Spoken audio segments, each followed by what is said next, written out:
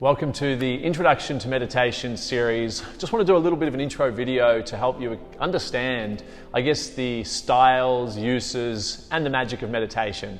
I think 90% of people that I speak to that try to meditate get very, very frustrated. They kind of sit there in silence and go, am I meant to be thinking thoughts? Am I not meant to be thinking thoughts? Am I meant to be listening, doing? And we create that monkey mind.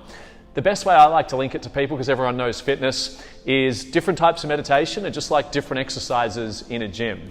So when we're not really clear on the different types, it would be a bit overwhelming, like going into a gym, all these machines, which one do I do without a program? So I look at meditation in the same way. There's meditations where you do completely empty the mind and go to just nothingness, full deep recovery, regeneration, a lot of spiritual benefits. That would be what I would call the most yin and passive style of meditation, which is more Zen-based, which is arguably the most important because of the amount of data that we are experiencing through the mind is like hundreds of times more per day. I think it's even more. It's thousands of times more per day than what we're used to. And the brain can't evolve that quick. Evolution takes millions of years. So that is on that end of the spectrum. And then on the opposite end of the spectrum, you could say something, you could even say movement and yoga is a meditation, or Qigong, where you're getting the body moving, is also meditation. But a mental higher stimulation or Yang will call it meditation style might be of music and visualization. And I love that. Sometimes I'll listen to music and just create and think and manifest and envision the life I want to create and who I am and who I want to be, all those different aspects. And then you've got different strategies where we can actually connect the mind to the physical body, release tension, soften. We can release the nervous system. We can change our heart rate, our biochemistry, by just where we direct our thoughts. And everything's a highway. If I sit in a nice relaxing position, it's going to help the mind. If I smile, it's going to send what I would call the bliss molecules through the body. And if I think about something that brings me great joy or gratitude or peace or love, that's also going to work in the body. So there's multiple different ways that we can do this. And obviously all meditation strategies should combine breath. And the science is very, very clear on that, the power of that. And breath is just a great anchor as well to get you out of your mind and get you back within the body, back in the now. Often meditation, not always, like the one over there, will be training you to get into the now, to release the thoughts forwards, backwards, sideways. And just some other meditation styles are just raising the senses. So what I want to do in this little, very, very quick video series is show you 8 different styles, the 8 that I train a lot, the 8 that I recommend starting with. Now the cool thing about these 8, they're going to be nice and short and they're very specific to an outcome. Or they've got to, just like going to the leg press is going to be specific to the legs, okay? And once you've got these 8, you've got a real skill set here or repertoire. You've got tools to be able to meditate yourself, not always guided. And then when meditation becomes fun, look at me, wild man, fun meditating, is you blend them together and you start to go on a journey. And that's kind of when you start to learn the basics of breath and meditation over your first months or maybe a year, depends how much you study. The exciting part is when you start to go, hey, I'm going to use this breath here, this meditation, and go out here based on what outcome that you would like. So that's what I want to build you the skills to have eventually, but also sometimes it's nice just to have guided and not to have to think. So in this series, we're going to take you through 8 different meditation styles. So you can think of it like doing cardio, weights, legs in a gym, just different aspects of meditation. We'll talk about the benefits, guide you through them.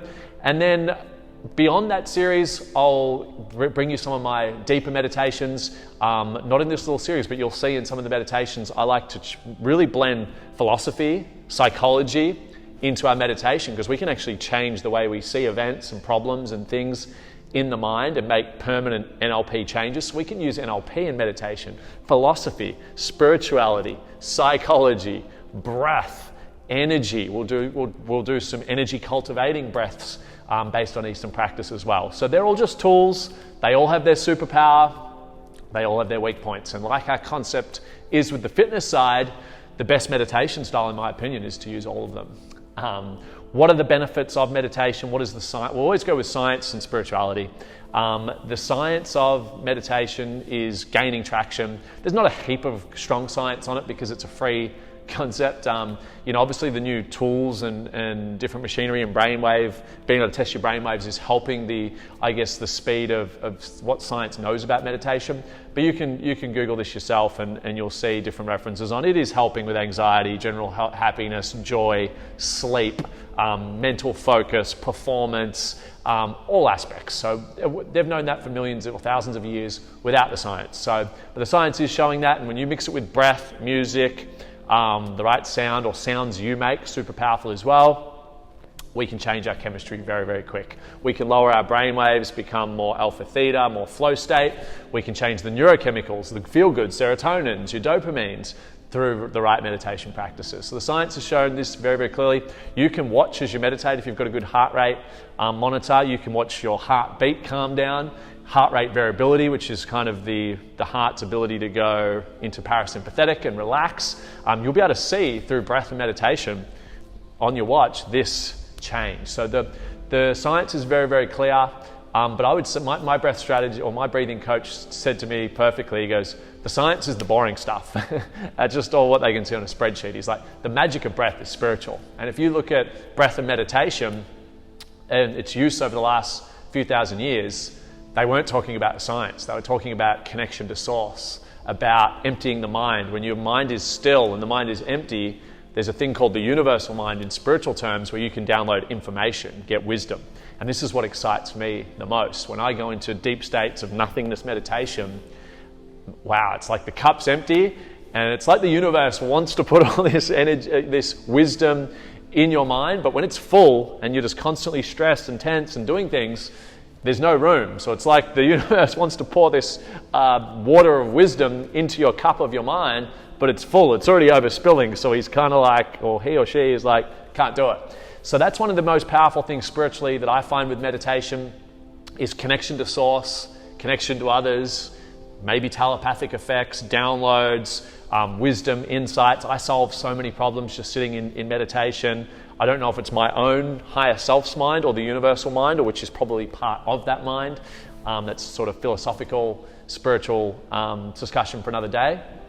But these are some of the most powerful effects or benefits I have found. In yoga, they would say when the mind is still and clear, the true self comes through. We start to connect with higher self. And in yoga, they would say just a single day without meditation will lead you into delusion because you're influenced by the media, the news, everyone else, other opinions, emotions, all these other things. So the only way to clear all those outside noises and sources, which is not your own, is to find silence, to find meditation, to connect with breath and connect with the whole. Breath and meditation is a very powerful way of doing that. And then your true self, your own thoughts, your heart, your wisdom, your spirit, they say, lies in your heart, is able to shine through. So meditation is amazing for that. It's also amazing for train you to keep calm. Flow state, all peak performance is not, we often fall into the trap of thinking peak performance is in this rushing, highly caffeinated, hip-hop, heavy, like go energy. It's not. It's in a very calm, relaxed state. Navy SEALs under the most tense pressure situations will train to calm the nervous system, slow everything down.